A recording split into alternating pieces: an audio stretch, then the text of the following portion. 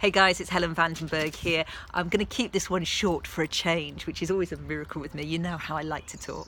So today I want to talk to you about what 3 simple things that you can do that will, just tiny little simple things that are so obvious, but massively actually, if we looked at the results over the years with us, we do get clients from them, even though they're so simple. So, number 1, if you're not doing this already, then start doing this. And this is particularly if you're a bit of a newbie or if you've changed niche or niche lately. So, I want you to look at your signature on your emails. Now, you might have a fancy pants email autoresponder system like we've got now, but you know, I used to run my business out of Gmail and Outlook, so it's perfectly fine. You can do this in both of those systems, even if you've just got a normal email system. So I want you to create, I'm just going to pop that down. I want you to create an email signature that has a call to action, and I want you to put it on all your emails. So I'm not going to do the techie stuff. Just go and Google it, whatever system you are, how to create an email signature. And what that is, it's the bottom bit of your email. So mine says I might have Helen Vandenberg, mentor to rising stars, or millionaire business maker, something like that. And then I typically have something that says, it'll either be a PS or it'll be something that says, for me at the moment, I've got one that's promoting my webinar. So I've got a new masterclass, new webinar out at the moment, and it will say something like, you know, want to find how to get 3 high-end clients in the next 30 days? Join my free masterclass at impactandincome.net. Something like that. It tells them it's a call to action.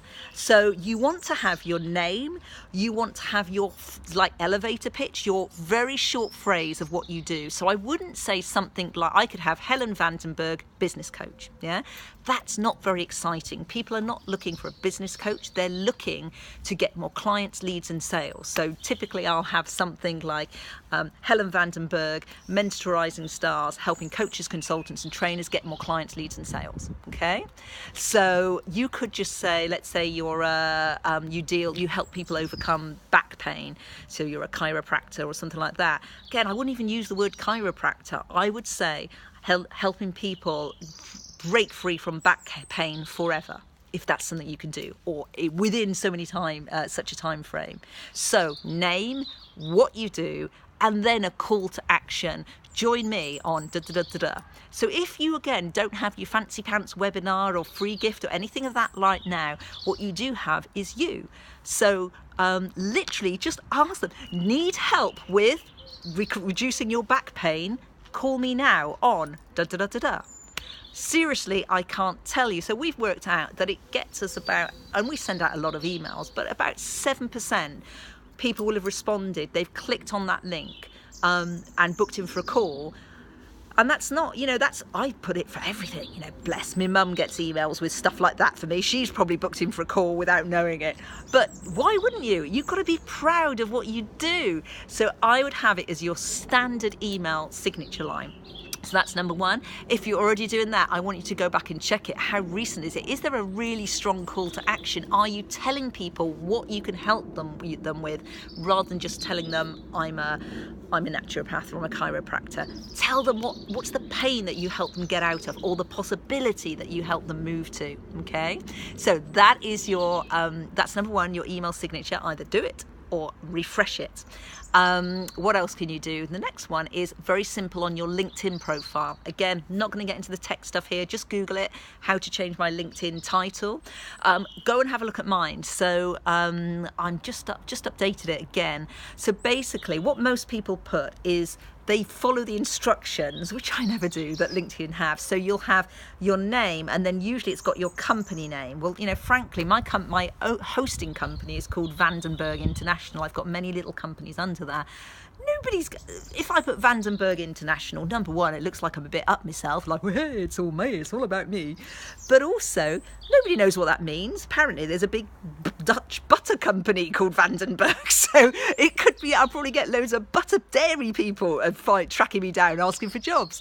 I don't want that.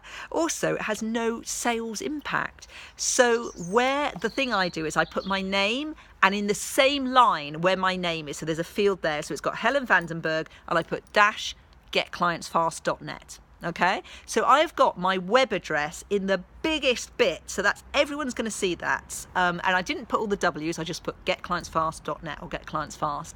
So you can, people have got my brand name there. In the company name, where you would normally put Vandenberg International, then what I've put there is a description of what I do, and it says something like helping coaches, consultants, therapists and transformational leaders get more clients, leads and sales. Okay, so that's what I want you to put there. So this means that you are, and even if you're selling to corporates, frankly, nobody is searching for your company name unless you are Coca-Cola. Nobody is doing that. They are looking for the way your unless they already know you, in which case you don't need to go and hunt for you. They know where you are. So the way search engines work, and LinkedIn is a great search engine, is that people will look. I'm looking for office consultants. I'm looking for personal stylists or whatever. I'm looking for help with dum-da-dum-da-dum.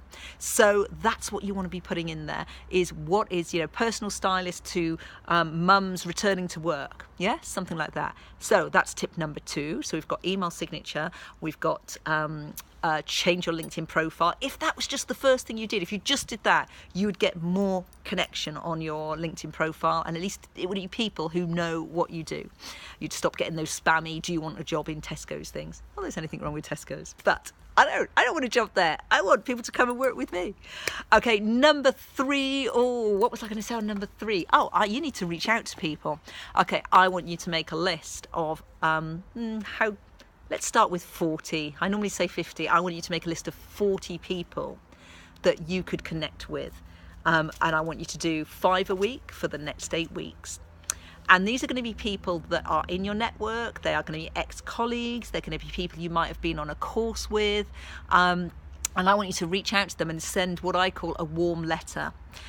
So this is, you just need to Google warm letter or soft email, and it's basically an updating email or letter. I like a proper typed letter that goes in the post, that is lumpy mail, and I want you to write to them personally and just say, hey, we haven't been in touch for a while, just wanted to give you an update on what I'm doing, because you should have something new to say.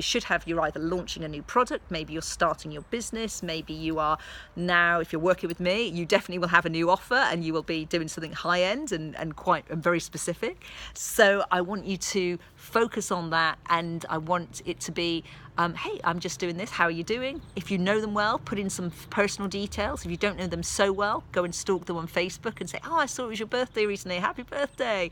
Send them a belated birthday card, and you can literally be very obvious. I want you to say, Mary, the reason I'm writing is that I'm just launching this new area of my business, and I just wondered if you could bear me in mind if you know anyone who might be interested in decluttering, whatever you do. Yeah, so you're being very honest about this. It's like, I just wondered, could you bear? You're not asking them for business, you're asking them if they could bear you in mind, keep your mind if they meet people.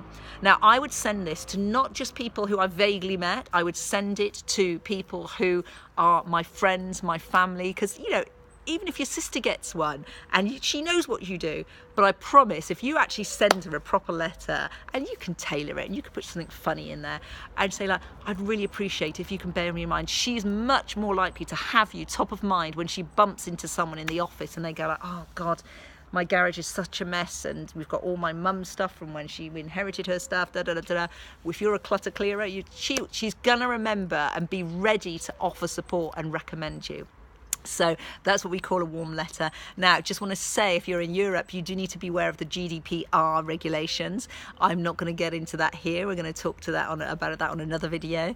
But just be mindful that you can write to people personally, and if you're writing to them in a business context, you do need to make sure you have their permission. So make sure that if you're writing to people, you're either keeping it as a personal letter, or that they've opted into some kind of list of yours and they've actually said, yes, it's okay for you to contact me. All right, guys. So yeah, that's the one for another day. But you can write to your family, you can write to your friends, and you ask them for help. So people at the church, people write a personal letter, just updating them, a bit like a round robin letter. This is what I'm doing.